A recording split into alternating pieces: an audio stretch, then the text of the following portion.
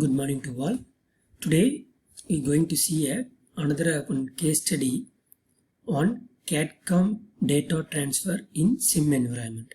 We have seen earlier one case study is implementing the CAD technology into the industries. Here how this CAD/CAM data will transfer into the SIM environment. We know that computer-aided design and the computer-aided manufacturing is combined into the computer integrated manufacturing. Here how this data will be transferred into the SIM environment for the future purpose. This case study will give a detail in the data transfer of CAD/CAM into the SIM environment.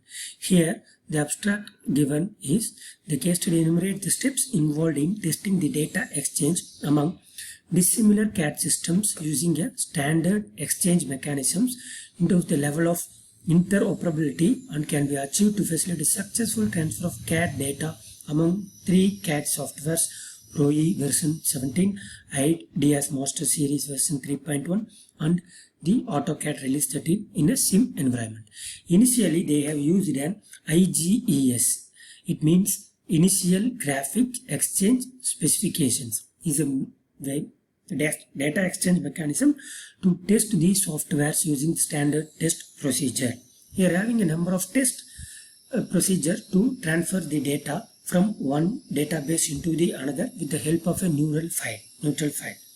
Here they have made the experimental results of the Pro-E and IDEAS software's data to share complete CAD informations in transferring informations on surfaces and solids using this initial graphics exchange specifications. We translate the CAD data efficiently from one way, Pro-E to IDEAS and vice versa.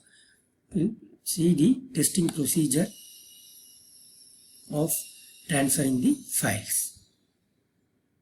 Here the standard drawing of the part is shown in the figure. Here they use a step 1, creating a CAD file. For doing one design, we may have to make one file called CAD file, which will be transport or means import or export to the neutral file with the help of IGES. Here this diagram shows that the CAD system A data will be imported and exported to the neutral file. It means an intermediate file using the IGES in and IGES out. We can import or export by using this IGES. Here they importing IGES into the same base system. Again the log file for any error. By sending this data into the neutral file, you have to check with the error and you have to send the data with error free. And step 2, creating a CAD file in a system A, generate an IGES file and transfer this file into another CAD/CAM file B using the FTP. It is called File Transfer Protocol. Before creating the IGES file in the base system A, using the export options, check the requirements of receiving base system, like acceptable tolerance, type of representation of the model, so that the file created can be easily transferred and received. So here in this diagram shows CAD system A is transferring neutral files data and then it is importing into the CAD system B. Step 3 is creating a CAD file in a system A, generate the IGES file and transfer this file to system B using FTP.